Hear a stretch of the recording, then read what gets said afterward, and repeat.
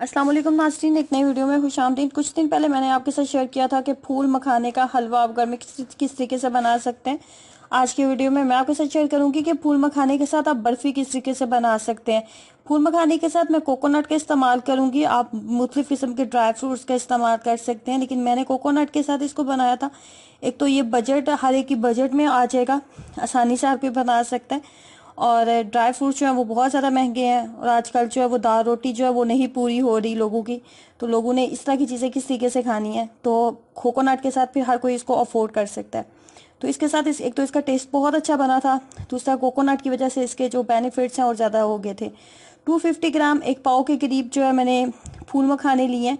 एक पाव के करीब फूल मखाने लेने के बाद एक प्याली के करीब आप कह रहे हैं फूल मखाने मैंने लिए हैं। उनको अच्छे से हमने जो है इस तरीके से रोस्ट कर लेना है कि थोड़े से क्रिस्प हो जाए, ताकि जब हम इनको ग्राइंड करें ना, ग्राइंड करें तो ये बहुत अच्छे से एक तो अच्छे से ग्राइंड हो जाएंगे, और अगर ये थोड़ा सा रह भी जाएंगे, थोड़ा मोटे भी रह जाएंगे, तो ये खाने में क्रिस्पी लगेंगे, अच्छे लगेंगे। इस वजह से इनको ड्राई करना, इसको रोस्ट करना इनको बहुत ज़रूरी है। और इसको इसका कलर नहीं आपने चेंज होने देना। इसके साथ यहाँ पे मैंने एक प्याली के करीब ड्राई कोकोनट लिए, ये आम करियाना स्टोर से जो मिलता है, उसको अच्छे से ग्रेटर की मदद से ग्रेट कर लें। थोड़ी सी मूंगफली में पस मौजूद थी, वो भी डाल लें। उसके बाद जी तीन चीज़ें ऐड करने के बाद इन तीनों को हमने अच्छे से कर लेना है ग्राइंड। ग्राइंड करके तो जितना अच्छा फाइन पाउडर आप बना सकते हैं उतना अच्छा फाइन पाउडर आप इसको बना लें। फूल मखाना जो है कैल्शियम का बहुत अच्छा सोर्स होता है। अगर आप दूध पिलाने वाली खातून है, या फिर आप डेली रूटीन में आपका काम का बर्डन बहुत ज़्यादा होता है, आप अपनी सेहत की केयर नहीं करती, तो इस तरह की चीज़ें ज़रूर बना के खाया करें। ये एक तो जो होती हैं ये नेचुरल होती हैं, और आपके जिस्म में नेचुरल तरीके से तमाम विटामिन को पूरा कर देती हैं। सबसे पहले मैंने यहाँ पे लिया है दूध, एक ग्लास के करीब 250 ग्राम, एक पाव के करीब दूध था। उसके अंदर आधा कप के करीब मैंने चीनी ऐड कर दी है।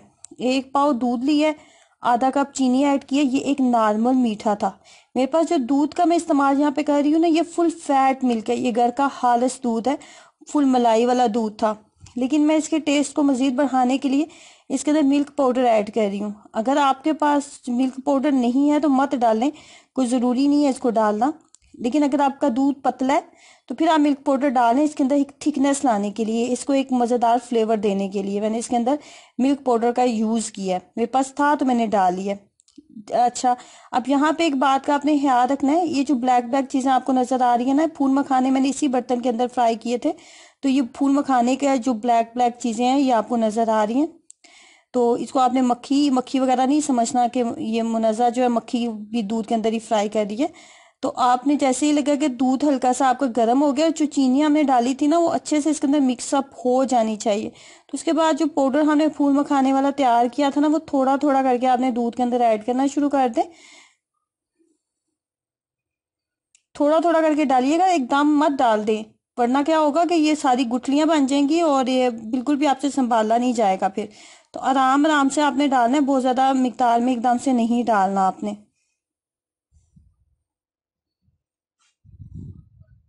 अच्छे से इसको मिक्सअप कर लेंगे। अच्छा, यहाँ पे एक बात और का आपने ख्याल रखना है कि दूध आपका जो है ना वो बहुत ज़्यादा गर्म नहीं होना चाहिए, उबाल नहीं इसके अंदर आने चाहिए। फिर भी आप डालेंगे तो भी ये गुठलियाँ बन जाएंगी। दूध को बस नॉर्मल टेम्परेचर में होना चाहिए, रूम टेम्परेचर से थोड़ा सा ज़्यादा हो जाए। चीनी जब अच्छे से मिक्सअप होगी तो होगी, और मिल्क पाउडर भी अच्छे से मिक्सअप हो गया, तो फूल मखाने और कोकोनट और मूंगफली वाला जो पाउडर था ना वो थोड़ा थोड़ा करके मैंने इसके अंदर डालना शुरू कर दिया। फ्लेम को मैंने हाई या मीडियम कोई नहीं था रखा, मैंने इसको लो फ्लेम के ऊपर ही बनाया था, और अच्छे से मैंने चम्मच को चलाती रही थी।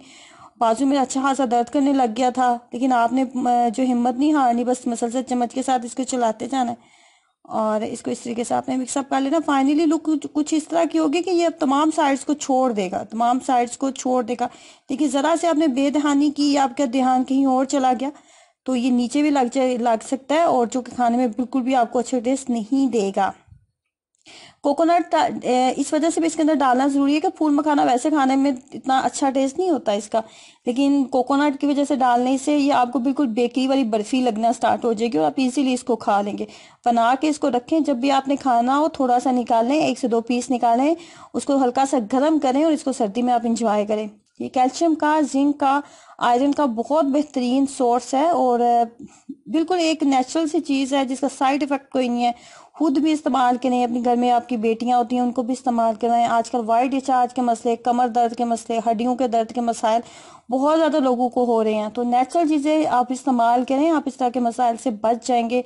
और डॉक्टरों को जो आप महंगी महंगी दवाइयाँ खरीदते हैं उससे उससे भी आप बच जाएंगे। तो ट्राई करें फूल मखाना बर्फी को और अपना एक्सपीरियंस मेरे साथ ज़रूर शेयर करें। वीडियो को लाइक करना, चैनल को सब्सक्राइब करना मत भूलें। अल्लाह हाफिज़।